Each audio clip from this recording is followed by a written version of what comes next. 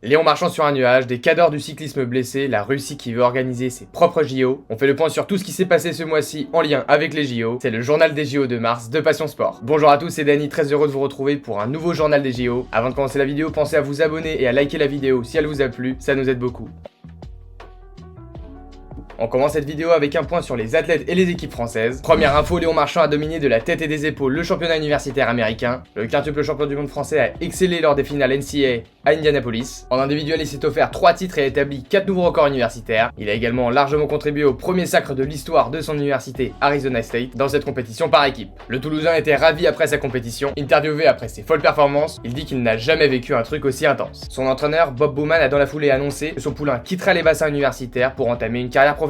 À 4 mois des Jeux Olympiques, la forme de Léon Marchand a impressionné. Deuxième info, on va maintenant parler d'escrime. Le champion olympique d'épée en titre, Romain Canon, a remporté l'étape de Tbilissi en Coupe du Monde, ce qui constitue une réelle bouffée d'air pour une escrime française en crise. Cette victoire est le premier succès mondial du champion olympique de Tokyo depuis son titre de champion du monde au Caire à l'été 2022. Troisième info, en foot cette fois-ci, certains clubs français sont réticents à l'idée de libérer leurs joueurs pour les JO 2024. C'est notamment le cas du Stade Rennais. On ne peut pas se déshabiller pour habiller l'équipe de France, a annoncé Florian Maurice, directeur sportif du club. Pour rappel, contrairement à l'Espagne où les clubs sont obligés de laisser leurs joueurs rejoindre la Roja pour les JO, les clubs français ne sont pas obligés de libérer leurs joueurs. D'autres entraîneurs de Ligue 1 se sont quand même montrés ouverts à l'idée de libérer leurs joueurs pour les Jeux Olympiques. C'est notamment le cas de Pierre Sage, entraîneur de Lyon, Paulo Fonseca, coach de Lille, Francaise, le coach de Lens, ou encore Luis Enrique, entraîneur du Paris Saint-Germain, même s'il a avoué que l'enchaînement Euro-JO serait compliqué à réaliser. A savoir également que courant mars, le tirage au sort des phases de poule a eu lieu pour le football. La France affrontera la Nouvelle-Zélande, les États-Unis, et le vainqueur du barrage entre une sélection asiatique et la Guinée. Quant aux Françaises, elles affronteront le Canada, championnes olympiques en titre, la Colombie et la Nouvelle-Zélande. Quatrième info pour finir ce point sur les Français et les équipes françaises, on va rester sur le sujet des tirages au sort. Les équipes françaises évitent le pire en phase de poule des Jeux Olympiques. L'équipe de France affrontera l'Allemagne, championne du monde en titre, le Japon est le vainqueur du tournoi de qualification olympique de Riga. Concernant l'état de forme de nos bleus en NBA, on pourra compter sur Wembanyama qui a fini très fort sa saison avec une victoire contre le champion en titre Denver, mais également sur Rudy Gobert, favori au titre de défenseur de l'année cette saison. Sans oublier l'équipe de France féminine qui sera opposée au Canada, au Nigeria et à l'Australie.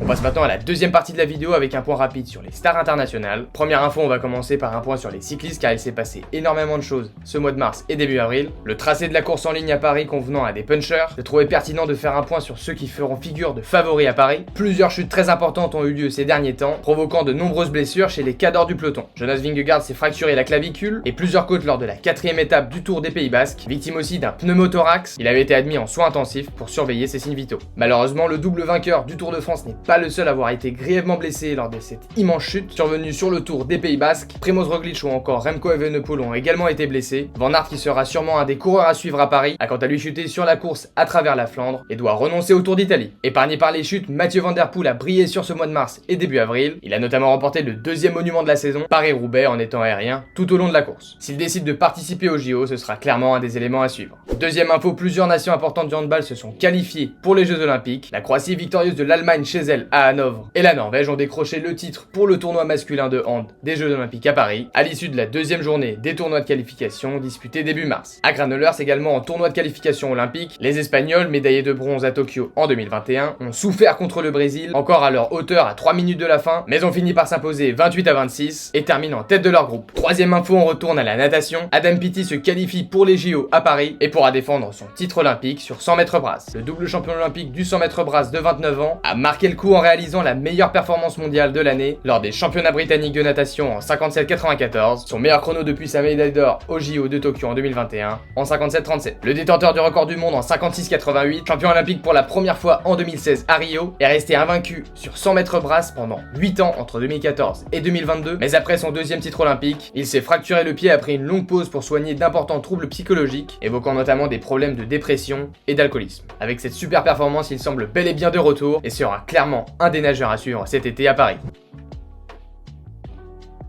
On entame la dernière partie de cette vidéo, c'est-à-dire les 3 infos extra-sportives. Première info, la flamme olympique des JO 2024 sera installée au Jardin des Tuileries, en plein cœur de la capitale, entre le Palais du Louvre et la place de la Concorde. Le lieu finalement choisi n'est pas celui pensé initialement. Les organisateurs et la mairie de Paris avaient d'abord opté pour l'installation de la vasque dans la cour carrée du Louvre, au centre du musée. La tour Eiffel avait également été envisagée, mais le choix des Tuileries est dû à la facilité d'accès du public. Deuxième info, la Russie veut organiser des JO parallèles, les Jeux de l'amitié. Comme vous le savez sûrement, les Jeux Olympiques de Paris se feront sans drapeau drapeau russe. Les dirigeants russes ont donc décidé d'organiser les Jeux de l'amitié. Pour rester dans le jeu du sport mondial, la Russie organisera en septembre un contre-événement, les Jeux de l'amitié qui réunira un peu moins de 8000 athlètes autour de 35 sports, dont certains assez originaux comme le paddle, le MMA ou encore les échecs. Ces Jeux de l'amitié se tiendront à Yekaterinbourg et à Moscou. Enfin, troisième et dernière info extra-sportive, le Comité national olympique et sportif français et le Comité paralympique et sportif français ont dévoilé le mercredi 13 mars un processus commun pour désigner les duos mixtes qui mèneront l'équipe de France sur la scène le 26 juillet prochain et place de la Concorde le 28 août. Pour être porte-drapeau, l'athlète doit répondre à des critères d'exemplarité tout en respectant et incarnant les valeurs olympiques et paralympiques. Il doit aussi avoir été olympien ou paralympien mais sans avoir été